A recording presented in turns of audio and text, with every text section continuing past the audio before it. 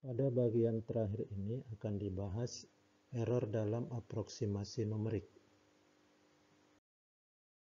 Ya, untuk pelajaran kali ini kita hanya membahas terkait kepada error dari metode numerik ini.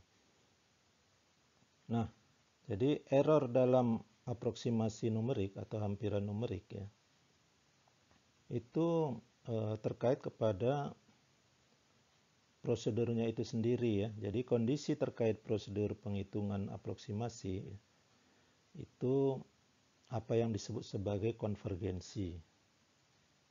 Jadi kalau suatu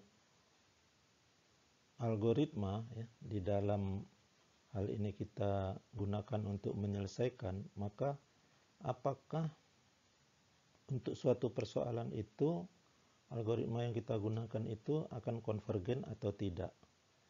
Yaitu apabila kita memberikan sebuah rentang H tadi ya, jadi perbedaan H terhadap T-nya. Jadi kalau T gitu kita dengan T yang berikutnya itu kita jarakkan dengan H, maka semakin halus atau H itu mendekati 0, apakah nilai-nilai Y yang kita peroleh itu akan cenderung menuju ke penyelesaiannya. Jadi kalau misalnya nilai-nilai iterasi yang kita dapatkan itu akan menemukan penyelesaiannya atau makin mendekati ya, atau itu yang disebut sebagai konvergensi. Sebenarnya analoginya ini atau teorinya ini sama ya dengan teori-teori tentang konvergensi dari barisan bilangan-bilangan di analisis numerik atau di analisis real ya. Jadi kalau ada sebuah barisan, maka barisan tersebut dikatakan konvergen ketika kita memberikan suatu jarak pada nilai Y-nya gitu.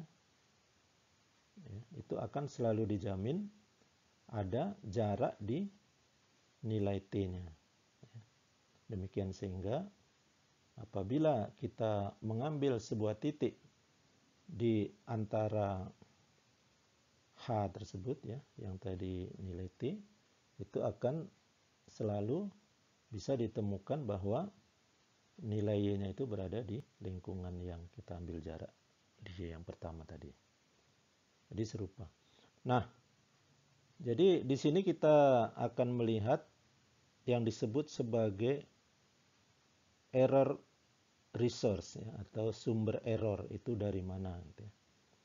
Jadi di sini kita lihat ada dua sumber error di dalam kita menghampiri penyelesaian suatu persoalan nilai awal atau yang kita sebut PNA secara numerik.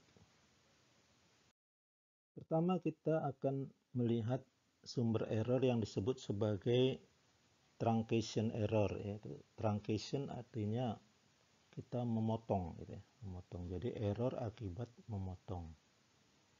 Jadi kalau kita menganggap bahwa komputer kita itu punya kemampuan sedemikian sehingga bisa menjalankan perhitungan itu ya dengan akurasi yang lengkap ya. Artinya semua bisa dituliskan, maka kita dapat mempertahankan jumlah desimal yang tidak terbatas gitu ya. Nah, sehingga di sini ya, apabila kita mempunyai penyelesaian dari persoalan nilai awal yang sesungguhnya, kemudian kita mempunyai hampiran numerik, maka penyelesaian ini kalau misalnya secara tak berhingga ya sama gitu. Tetapi karena kemampuan dari komputer itu juga tidak terus-menerus sampai tak berhingga, itu angka yang tak berhingga, maka di sini kita harus melakukan pemotongan. Jadi ini yang disebut sebagai global truncation error ya, atau kesalahan pemotongan yang global dari keseluruhan tadi. Nah, ada dua penyebab truncation error ini. Yang pertama adalah bahwa di setiap kita melakukan penghitungan di langkah-langkah tertentu ya, jadi setiap langkah gitu ya, kita selalu menggunakan hampiran untuk menentukan nilai-nilai Y yang berikutnya ya. Nah, ini penyebabnya. Yang kedua, input data pada setiap langkah adalah bilangan-bilangan hampiran juga gitu. Ya. Yang dalam kaitan ini pada umumnya nilai Pi pada Tn itu tak selalu sama dengan Yn yang sesungguhnya. Nah, jadi dari sini error yang terjadi di setiap langkah, kalau tadi kan keseluruhan, kalau di setiap langkah itu kita sebut local truncation error ya, atau kesalahan pemotongan itu secara lokal. Error yang kedua adalah yang disebut sebagai round-off error.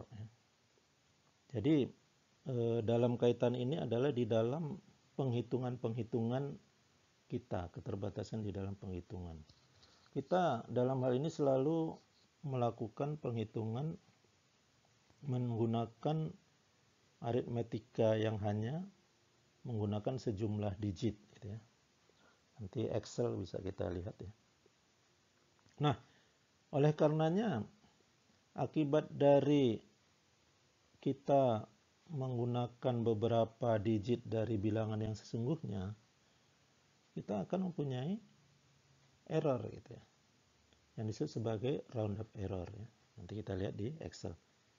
Jadi round-up error ini adalah selisih antara nilai yang sesungguhnya dengan nilai yang kita berikan gitu, yaitu Y besar N tadi ya. Jadi Y besar N adalah nilai aktual yang dihitung. Menghitungnya kita menggunakan nilai-nilai yang kita ambil berapa desimal di belakang koma gitu.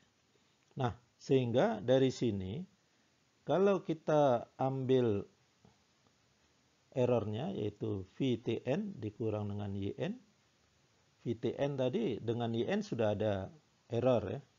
Kemudian YN sendiri dengan YN yang sesungguhnya juga ada error. Nah, sehingga kalau kita jumlahkan kedua error itu ya, itu akan selalu mendominasi error yang ada gitu. Jadi VTN dengan YN. Nah, jadi dalam kaitan ini ya, yang disebut sebagai error, total error itu selalu dibatasi oleh kedua error tadi.